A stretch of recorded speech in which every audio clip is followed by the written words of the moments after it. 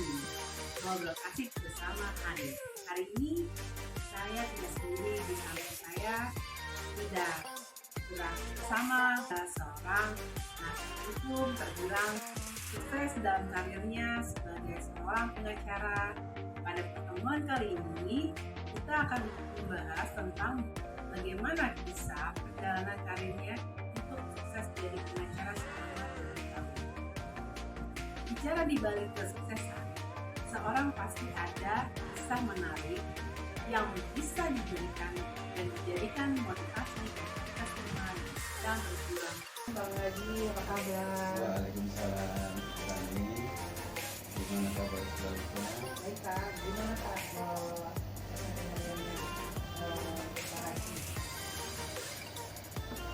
Pertama-tama saya ucapkan terima kasih atas kehadiran yang memberikan media Andi dan Ibu kepada kediaman saya. Dalam hal ini saya ucapkan terima kasih dan kita akan menyampaikan suatu tentang perjalanan karir saya selama 20 tahun di bidang pengacara di bidang lembaga penegak hukum. Ya banyaklah sudah. Sejak kapan Bapak mulai bekerja menjadi pengacara Pak? Saya tertarik dari dunia pengacara itu sebenarnya dari sejak kecil. Saya sudah tertarik, tetapi formalnya saya dilantik sejak tanggal 27 Agustus 2002. Jadi genaplah sekarang 2022 ini 20 tahun dengan suka duka, dan tidak dari sisi materinya tapi suka duka dari perjalanan kita sebagai penegak hukum. Saya, bagaimana awal mula Bapak tertarik hingga akhirnya menjadi pengacara yang sampai saat ini Pak? Kira-kira Ketertarikan itu kita melihat situasi yang memang jalan proses ini kita nggak tahu. Dari SMA sampai saya masuk fakultas hukum, saya hanya melihat figur-figur pengacara senior ketika itu, salah satunya Abang Adnan Nasution.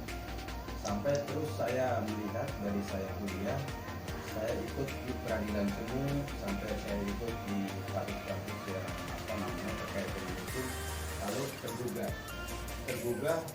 Saya tidak melihat glamornya pengacara, glamornya kehidupan mereka, tapi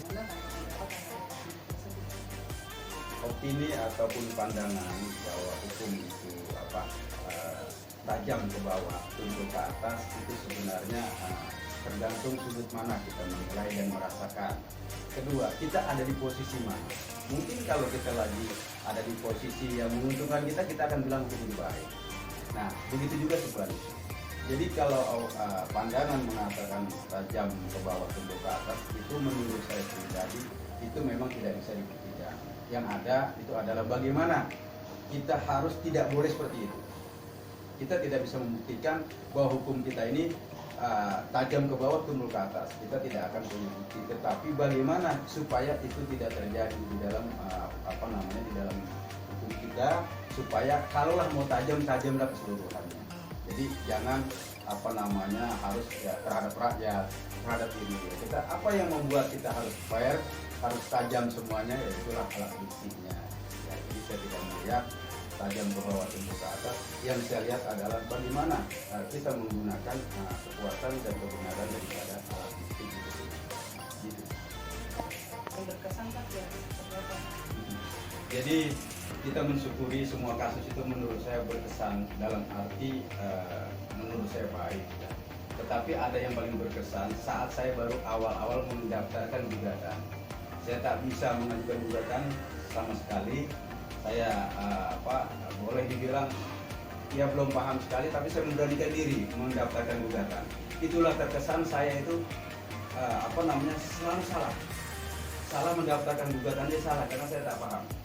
Dari situlah saya berkesan sampai sekarang. Itulah yang mencari perkara saya 2013.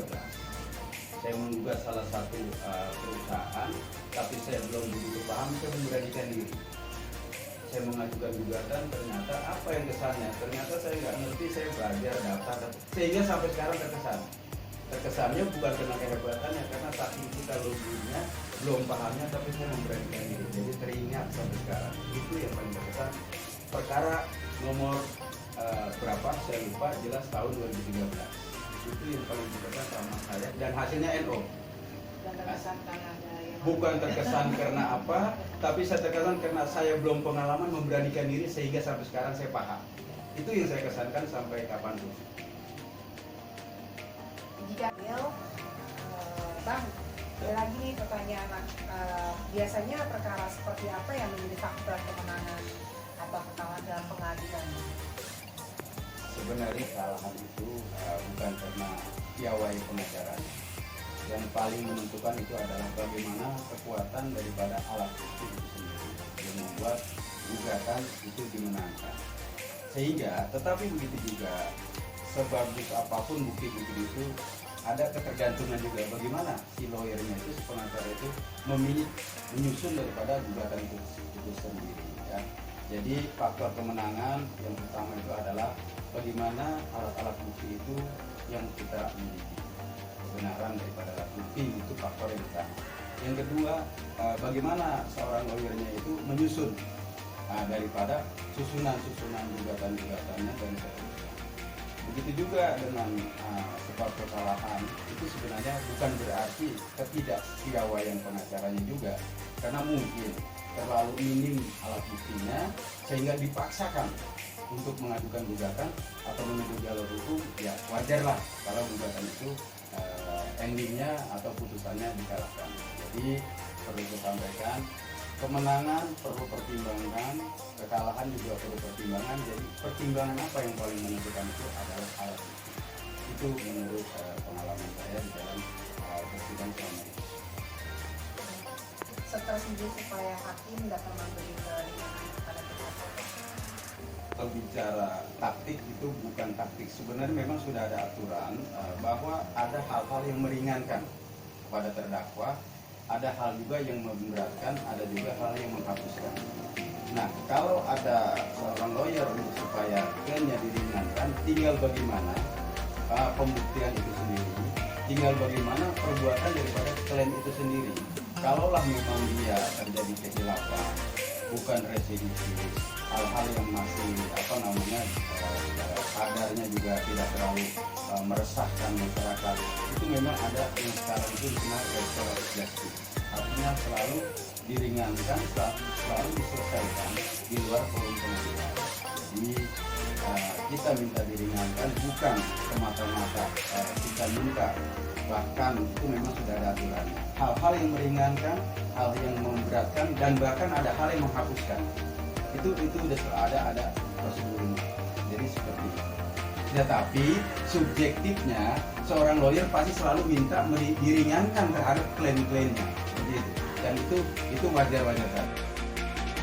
Sahabat Anel News, banyak sekali pelajaran kali ini yang dapat kita ambil hikmahnya dari perjalanan hidup dan karirnya Bang Ismail. Sampai sukses hari ini menjadi seorang pengacara. Untuk generasi muda, anak bangsa, anak-anak Indonesia, jangan pernah berhenti berkarya terus, berjuang dan berdoa agar kita dapat membuktikan untuk mencapai kesuksesan seperti Bang Ismail. Oke, terima kasih untuk Bang Ismail atas waktunya telah menyempatkan diri dan meluangkan waktu bisa bersama kami di kediamannya. Apabila dalam penyampaian kami ada salah kata, mohon dimaafkan. Oke, sampai di sini kita bersama. Saya Hani undur diri. Sampai bertemu kembali dalam acara Ngobrol Hani berikutnya dan sampai jumpa.